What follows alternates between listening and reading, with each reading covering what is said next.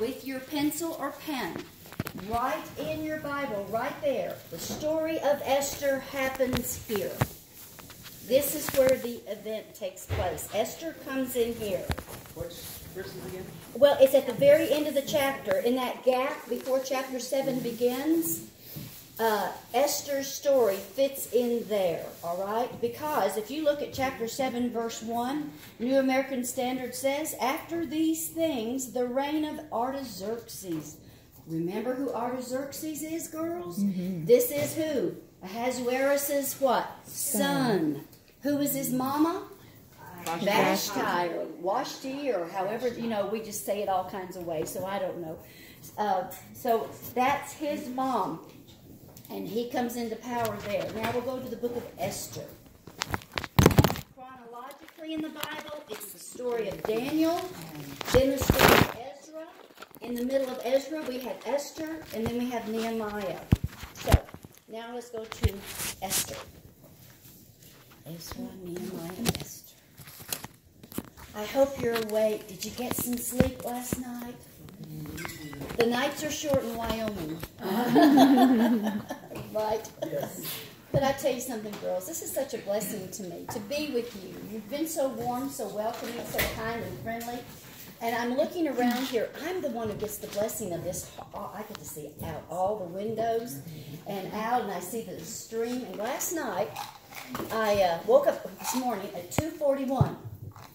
And so I thought, I had tried to look at the stars last night, and they were just starting to come out. Well, I thought, I'm going to check, because I'm right here, over in that bedroom back there. And there's a window right above my bed. And I pulled back the curtains, and I gasped. The stars, listen, they're so much bigger and brighter here than in Texas. And they wrote a song about that, Your stars are huge. And I couldn't believe it. I thought, I'm putting my glasses on.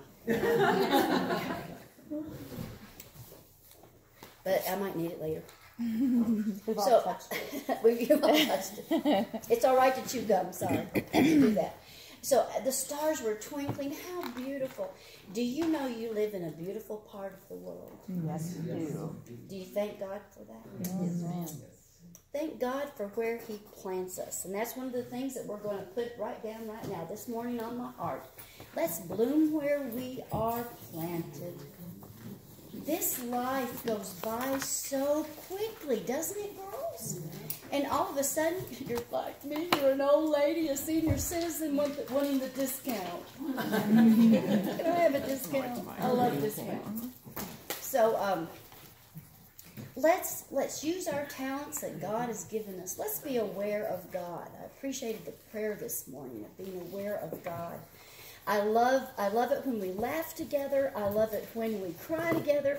I love it when we sing songs and kids get them wrong, don't you? I have to tell you 2 quick stories. We have a little girl in our congregation named Julia, and Julia's just the character of all characters. And so I think it was last year, and she's about 7. Her daddy is a great song leader. And I think it was a Wednesday night, and the last song that he had led was When the Roll is Called Up Yonder. So Thursday, her mother put on Facebook, "You'll never guess what Julia is singing today. When the roll is called up yonder, I'll be dead." It's true.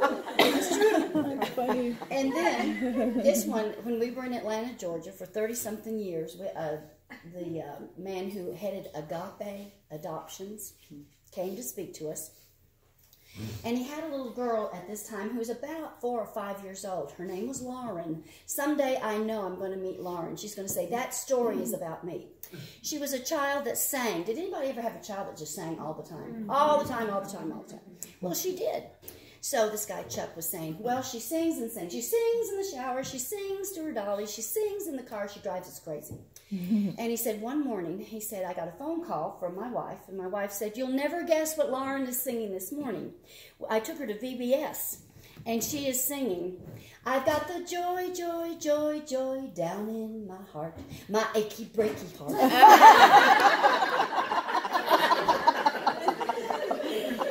Oh, that's great. I love it. I love So I can't even sing that song like last night. That's what I'm thinking of, that little girl Lord. So anyway, we love to laugh. In the story of Esther, remember God's fingerprints are all over it. What's the one amazing thing about it? The word God. Out of all the books, this is the one that doesn't have the word God. But is he here? Absolutely. They say Mordecai wrote it. I don't believe that. Mordecai was a Jew. Jew would have written. Persian Jew wrote it. No, Persian Jew still would have said God. Let's stop and have a prayer. Father, we love you so much. We thank you that you woke us up this morning, Lord. Thank you for this glorious day, this wonderful spot. And I thank you for my sisters as we're all gathered here to sit at your feet. Lord, show us the story of Esther. Help me not to say anything you wouldn't want me to or that is wrong, but help us to open up our eyes and our hearts and let's see how the story of Esther affects us, Lord. Thank you so much. In Jesus' name I pray. Amen. Amen. Everybody, the book of Esther. The first thing that I want you to put, if you want to write, I have a nice gap before Esther begins. And so I have written to make sure that I understand this because, girls, I didn't see this for years. Have you ever been assigned a task to teach something? Teach something from the Bible. And you have taught the story of David and Goliath 1,000 times. And you go back and read it one more time, and what happens? Something pops up off the page, and you go, I never saw that. And you get so excited about it, what do? You want to tell everybody. I did not realize, now girls, God does this for us. God gives us, write this down, God gives us a timeline. Now, if, I want you to put 485 to 465 BC. This is where we're going, this is Xerxes' rule. Remember? He ruled 485 to 465 BC. He ruled 20 years. So, and I'm going to give, as we go through the book, I want you to see the timeline, and you may rearrange your thoughts about what you thought you knew about Esther. I sure did. All right, let's go. It took place in the days of Xerxes, the Ahasuerus, who reigned from, remember, India to Ethiopia, over 127 provinces in those days as he sat on his royal throne, which was in where? Underline it. Susa, the capital. Remember, Susa is in the country of what? Iran. Mm-hmm. In the third year, now girls, did you see that? Underline it. In the third year of his reign, girls, if he started out at 485, we're talking 483 BC. So that's what I want you to do. I want you to put 483 out to the, over above it, out in the margin, wherever you can. Let's do a timeline. He gave a banquet. Oh, right, girls, let's go to a banquet. For all the princes in attendance, the army officers of Persia, Media, I don't know how to say it. The nobles, the princes of his provinces, where he displayed the riches of his glory, his majesty, 180 days. Underline that. How many would that be on our calendar? A school year. Is it half a year on our 12-month calendar? Okay, close. We've got that. So here, even more. Can you imagine? Now, here's what I want you to put out beside there. He's getting ready for a Grecian war. He's getting ready to go and fight who? The Greeks. Remember that. Getting ready to fight the Greeks. So these are his princes. These are his military guys, all right? But, look at verse 5. When these days were completed, the king gave a banquet lasting how many days? 7. Well, here's another banquet.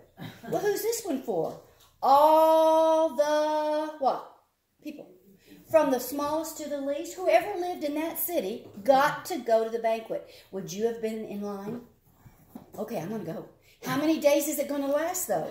7 days. Have you ever been to a party that lasted 7 days? You know, our weddings may last 7 hours, maybe, but we don't go to parties that last 7 days. And it was going to be in the court of the garden of the king's palace. So God tells us who, when, where, what, how long. There were hangings. God does this. You know, women want to, what's the first thing we say? What did it look like, Lord? Well, the Lord says, let me tell you, girls, this is what it was. There were hangings of fine white. Why is violet linen so special? So expensive. Held by cords of fine purple linen on silver rings, marble columns, gold and silver couches. Have you ever seen a gold couch? Listen, I've been to Graceland. They didn't have any gold couches in Graceland. They had a gold piano, but it wasn't solid gold.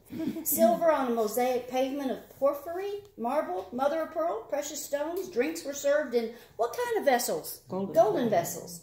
The drinking was done according to the law. There was no compulsion. What do you mean? Well, you could drink as much as you want. Or if you didn't want to drink, you didn't have to drink at all. Verse 9, we have our first woman. Who is she? Queen Vashti also gave a banquet for the women in the palace which belonged to the king. Here's why. Why is she giving a banquet away from where the men are? You need to know that in these days, men and women did not eat together in a big, huge affair like this, all right? It just was not done. So she gives her own banquet for all the women. On the 7th day, when the heart of the king was merry with wine. Isn't that interesting? Mm-hmm. In other words, he's feeling really good. All the men are. For 7 days. For 7 days. And so it says, I think this is interesting. There are 7 eunuchs. The eunuchs were kept around the women, and they were kept around the men to serve the men. And so here are 7 eunuchs, and God even gives you their names. Look at them. Bigtha, Abagtha, Zethar, Carcass, Mehuman, Biztha, Harbona. And they were to bring, he ordered them to bring Queen Vashti before the king with her royal crown in order to display her what? Beauty. Would you want to go? No. Drunken men, a palace full of drunken men. And he says, by the end of the 7th day, don't you know that they're all saying, my wife is prettier than your wife? Well, let's go see. I want to show you my wife. So what does she do in verse 12? She refused to come. Now remember, God's behind everything, right? God's got a plan here. He knows what's getting ready to happen. Did it take nerve for her to refuse? Mm-hmm. Of course it did. She refuses. And so the king becomes angry, and he gets his wise men. And who were they? Look at verse 14. God gives you their names. They had access to the king's presence. Let me grab some water. And so what does it say? He says, well, what's to be done with her? He gets advice from his men. And they start in verse 17, 18, 19, and 20. They say, well, you need to just get rid of her. We're going to get rid of her. And if you don't, the ladies of Persia and Media, look at verse 18. When they hear about this, in other words, we can't go home tonight. They're not going to obey us, king. So if you don't make your wife obey you, we're sunk. So if it please the king, look at verse 19. Let a royal edict be issued in all the laws, what? Of the land, that Vashti should no more come into the presence of the king, and let the king give her royal position to another one. Does it say, let's kill her? Off with her head? No. It's just, if you want to put this out to the side, she's just not what? She's not the queen anymore. Now, she's got her own palace. Did you know that the palace that Solomon built, remember Solomon, for the women and for the queen and for the other women that, he had so many women in his life, took longer to build that palace than it did the temple? Very ornate, where she just goes back to her room. That's all it is, girls. And so when the king's edict goes out, we can go home tonight. So the king liked it. Look at verse 22. He sent letters out to where? All the king's provinces. Now here's something you need to know. Right out to the side. The Persian postal system. This helps us. We remember the Pony Express? The Persian postal system was so great, so efficient. They sent an edict out. It covered those entire India to Ethiopia in 1 week. Now that's pretty good, isn't it? That's a lot of riding horses, isn't it? Or is it, have any of you ever been to Masada? Anybody ever been to Palestine? You go to Masada up at the top of the Judean desert, and there are little cubbies for the doves and the pigeons.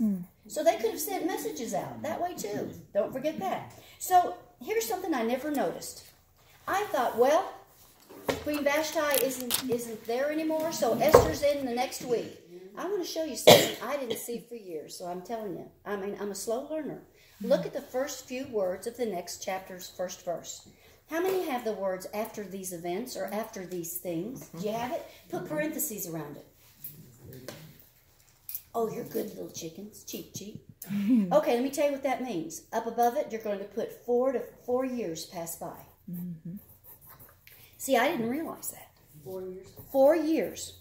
Well, why? Remember what he was doing? He was getting ready to go what? Fight the Greeks. And this is where Herodotus tells us that old Vashti goes with him. He's not through with Vashti. She's still in the scene. And I think she fits in somewhere else, if I remember to tell you. When the anger of the king had subsided, and 4 years later, we're talking 479 BC. Put that out to the side. He remembered Vashti, what she'd done, what had been decreed against her. Then the king's attendants who served him said, well, now look at verse 2 and underline it. First, beautiful. No the ugly girls. Then they had to be what? Young. And then they had to be what? 3 things. Well, let's seat them for the king. And the king appointed overseers to gather every beautiful young virgin to Susa the capital, to the harem, into the custody. He always God tells you the name of the eunuch in charge, Haggai. And he's going to take care of all of these beautiful young virgins. Well, girls, do you have any idea how many? Could there have been thousands? And we think, in my little, this is the story of Cinderella. It's not. Here the girls are all gathered together. How young? Could they have had 10-year-olds in here? 16-year-olds? Not too much more than that, because most girls are already married, by 14, 15. We wonder how old Esther is going to be. So these girls are gathered up together, and they are going to be what? They're going to be the lady who pleases the king. Verse 4, she's going to be queen in place of Vashti. And it pleased him, so what happens? There was a Jew. Verse 5, we're going to meet Mordecai.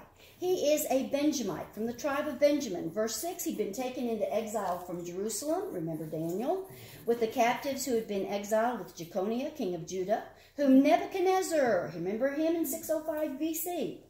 He was bringing up, who's he? Mordecai. Hadassah. That is Esther. Anybody know what the word Esther means? Star. Hadassah, and it also, Hadassah is, which one is the one that means myrtle? Like a crepe myrtle. Is it Hadassah? Hadassah. Okay. His uncle's daughter. For years I thought that Esther was his niece. It's not. If Esther is his uncle's daughter, what are Mordecai and Esther? Cousins. But what do we get the impression? He was bringing her up. He's older. He's her dad. Because she doesn't have, look, it says, she had neither father nor mother. Bless her heart. Now, the young lady was what? What does it mean if she's beautiful of form and face? She's not only good looking, she's what? Well built. She's well built. God made her that way. And when her father and her mother died, Mordecai took her as his own daughter. And it came about when the command and decree of the king were heard, and many, that's all God tells you, many young ladies were gathered to Susa, the capital. Esther was taken to the king's palace in the custody of Haggai, who was in charge of the women. Put a peg there. I think that one of the most important things we need to do as women who love the Bible is we have to put ourselves, this is what I always say. So we're going to do this together right now. Everybody who has glasses, even if you don't have glasses, just pretend you have a pair right here, okay? Let's take them off for a minute. And let's pretend we have a pair. Now let's put them on. Okay, we just put on the Greek glasses. Now I want you to pretend like you just put on a long sheet. Tuck it right here. And throw it over your shoulder, because now you have on a Roman toga. Now I want you to touch your shoe. You're going to slip on some Jewish sandals. Because when you're Greek and Roman and Jewish, then you understand more what the Bible is about. When I read this about the decree going out, I put myself in the country of Ethiopia. The men have ridden in there, and the royal decree has said, we are going to find beautiful young virgins. We're mamas. Let's say that we have 5 beautiful girls from 9 to 14, little stair steps. And those men come into your hut, and they say, do you have daughters? Let me see them. Okay, all of them, get in the cart. Not in the car, the cart. Go to the next one. All of those girls. Is there anything you can do? Nothing. And they gather your girls. And you live in Ethiopia. Can you stop them? Can you? No. You are the king's property. And they gather your girls. And off they go. And there were your dreams of seeing grandchildren, weddings, you name it. And you never have those girls back because they don't go home. I always thought they got to go home after the queen was picked. They don't. You're the property. Would your heart be broken? Well, let's see what happens. The young lady pleased him, verse 9. Who's the young lady? Esther, Haggai. She found favor with him, so he quickly provided her with her cosmetics. Oh, don't you know the women had cosmetics, girls? Don't you remember Cleopatra, Nefertiti? Do you know that the men in Egypt wore makeup too? Black out to here. You know the eyeliner so emphasized. Everybody did. They wore wigs. So here, and her food. It's interesting. Can a Jew eat everything everybody else can? No pork, no shellfish. So you wonder if she was already setting herself apart. But remember, he gave her 7 choice maids. Haggai did. She even had people waiting on her. But look at verse 10 and underline it, okay? Because this is crucial for the whole story. Esther did not make known what? She's a Jew. She doesn't tell anybody she's Jewish. Because why? Mordecai had told her not to. Put a peg there. Why would okay, now I want you to think outside the box. That's what you got to do with the book of Esther. Why would Mordecai tell this sweet, beautiful girl, don't tell anybody you're Jewish? For her protection. Something's wrong. There is, look, this relationship of Haman and Mordecai, the way they don't like each other, do you think it's just them and it just happens in a couple of chapters? I think, this is Becky's opinion, I think it's been going on for a long time. And I think Miss Esther here, this is going to protect her. And so there's danger for the Jews. And he says, don't tell anybody you're Jewish. Does she mind him? Does she obey him? Yes, she does. Let's keep going. Every day, Mordecai walked back and forth in front of the court of the harem to learn how Esther was and how she fared. Well, why didn't he just go up and knock on her door? You could not. Listen, these girls, remember this, they were prisoners in that palace. They couldn't go out and go shopping. They couldn't do that. Once they got to that palace, that was it. That was their room, wherever they were placed. She didn't make known her people. She couldn't talk to Mordecai. He walks back and forth. We will see Mordecai at the king's gate. History records a man named Mardarkya, M-A-R-D-A-K-Y-A, Mardarkya, who was at the king's gate. Now, girls, what's the king's gate? Well, every city had what? One big, huge wall, right? For protection. There's the city gate. But then there's the king's gate by his palace. You didn't get to see the king unless you talked to who? Mordecai. Isn't that interesting? So he just walks back and forth trying to find out how she is. Well, what would your daddy do? If you were up there, would your daddy be, how's she? Is she all right? Is somebody taking care of her?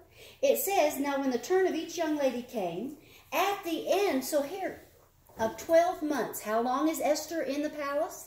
She's 12 months. She had days of beautification. Oh, I love this. 6 months with oil of myrrh. 6 months with spices and the cosmetics for women. Why would that oil? Everybody wore sandals. And it's so hot. Can you imagine that oil that softens the skin? And the cosmetics and the things that make you smell good. I always think that if those girls had satin sheets, don't you know at night they just shot right off the sheets. They were so slick. Would you like to go to a spa for a whole year? Oh, wouldn't that be fun? Now, verse 13 tells you how God tells you when her night arrived.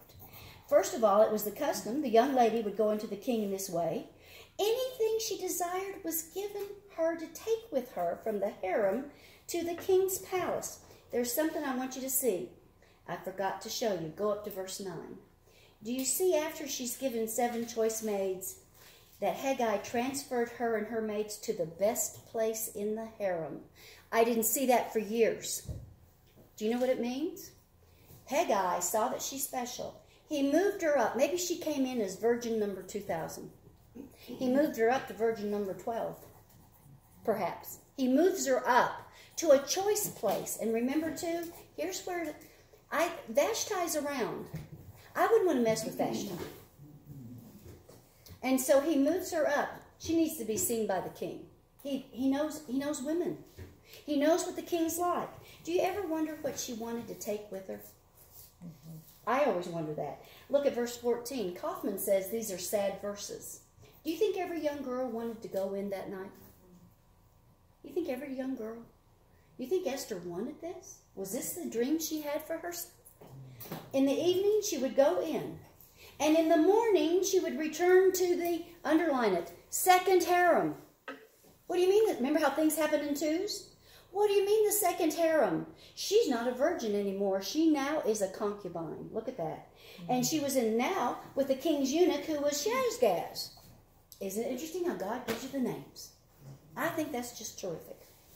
Hope you're learning stuff. And the king, she would not go again into the king unless the king delighted in her and she was summoned by name. Do you think that guy's going to remember every girl's name? I don't. How does he remember their names?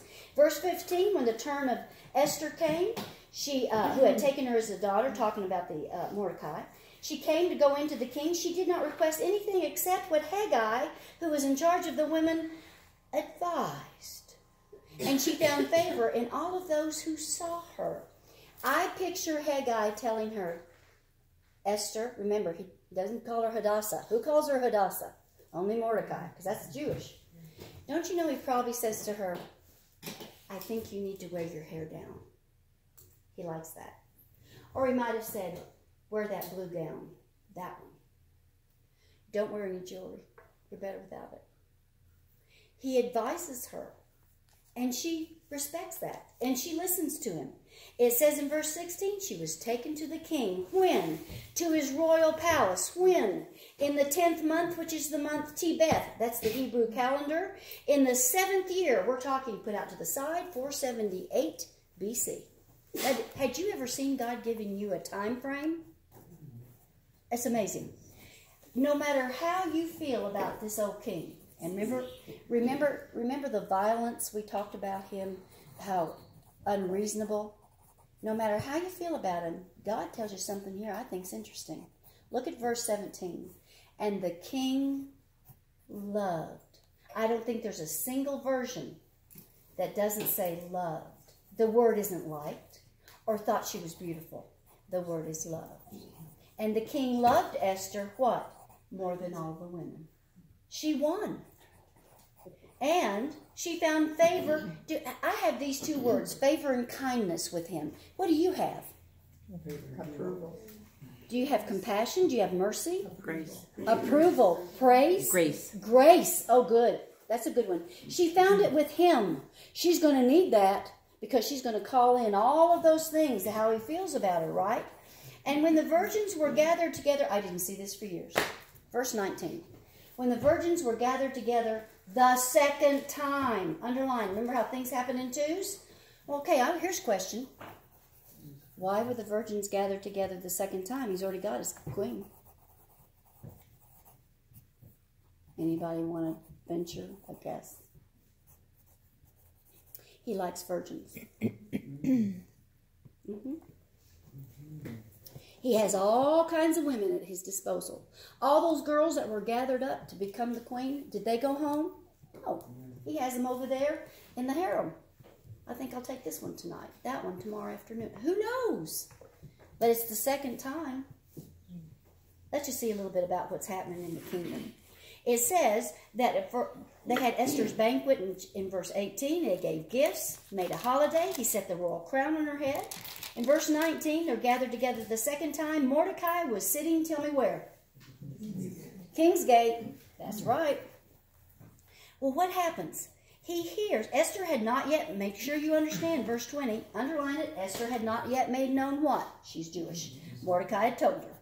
In those days, while Mordecai was sitting at the king's gate, Bigthan and Teresh. So God gives you the two names of two guys, two of the kings. Do you see the word? I have the word official. An official was also a eunuch. And so what do? They get together. They're angry at the king, and they want to kill him. And the plot became known to Mordecai in verse 22. He tells who? Queen Esther. So they have some communication somehow. And Esther informed the king in whose name? Mordecai's. She doesn't take it for herself. And when the plot was investigated and found to be so, they were both hanged on what? What do you have? Gallows. I want to talk about that, so make sure I come back to that. And it was written in the book of the Chronicles. What's that? That's the king's diary. Okay, now I want you to take this apart. Let's say, Fee, did you drive here yesterday? Do you have a car here? Even if you don't, let's pretend you do. I do. Okay.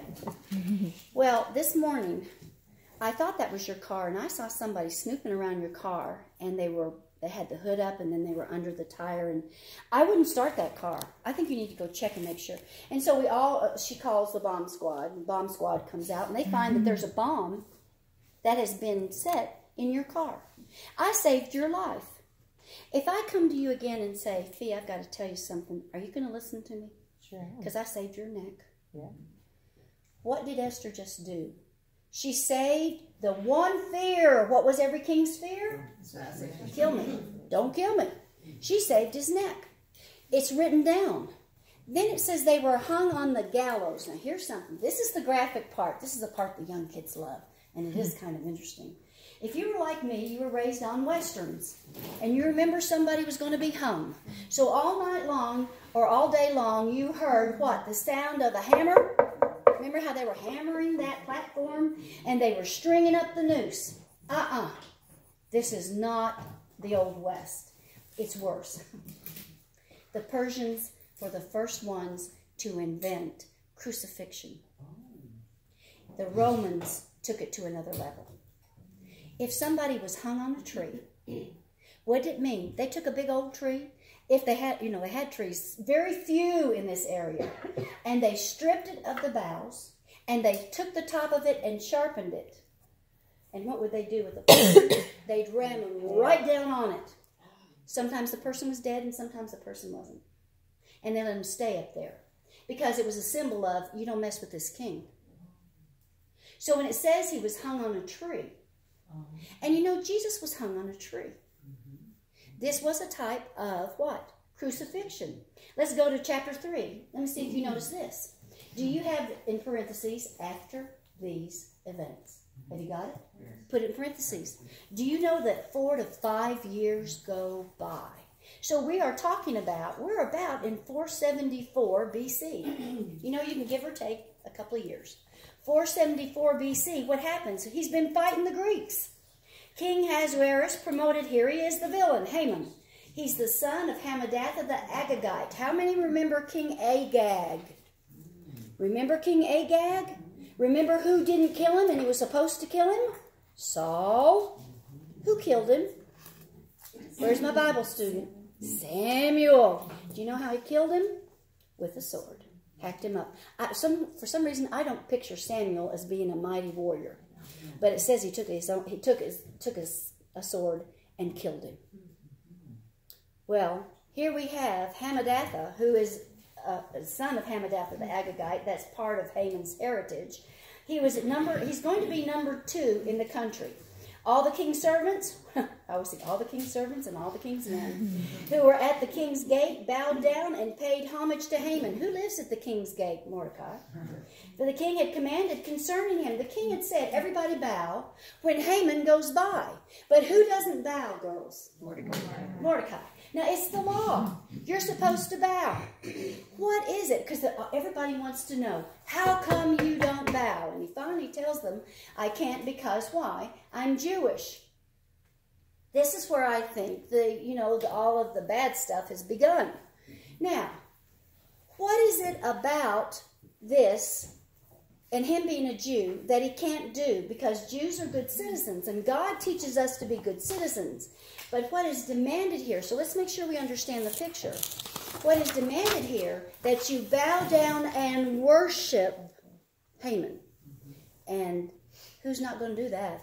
Mordecai's not going to do that. I'm not going to worship him. And so he's not going to do that. So in verse 6, when all this comes back to Haman, he's so furious that he sought to destroy, I have the words, all the Jews. I'm going to kill every single one of them. Not only this guy, but I'm going to wipe out everybody. And so what does he do? He decides in the first month, which is the month Nisan.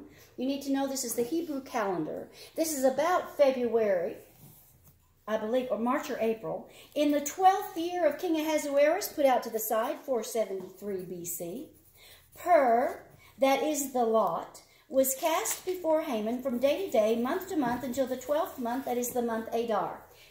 Jews have a 12-month calendar. Do you know what he's doing? He is taking dice. Their dice were the size, they were like the tricorn again, with numbers on the 3 points.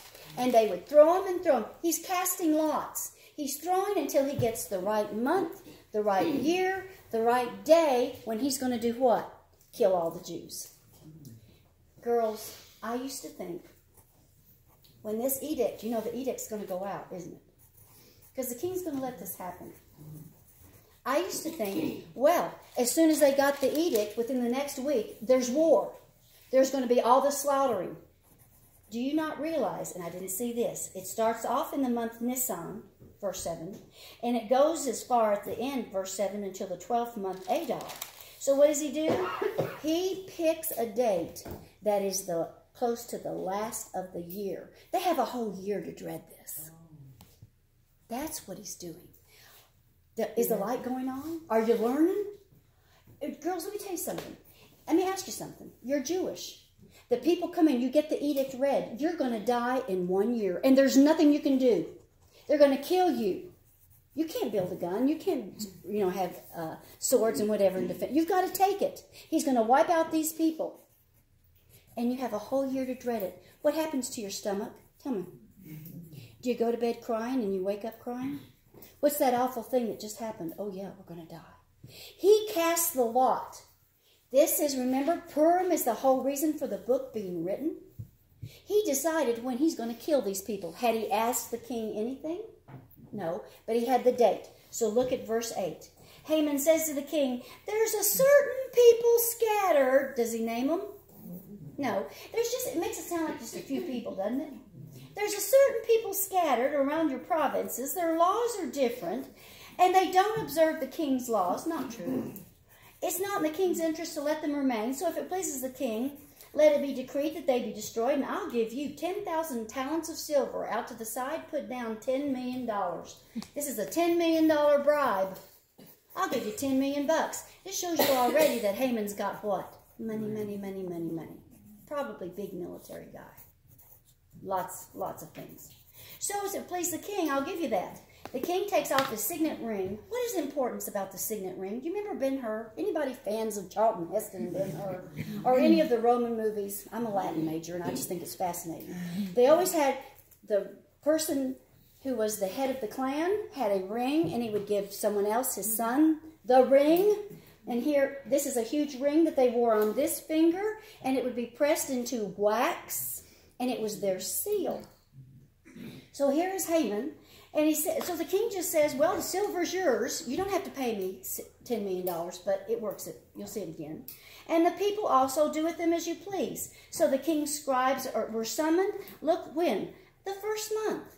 So you know we're going to have 12 more months. And so it was written in the name of King Ahasuerus.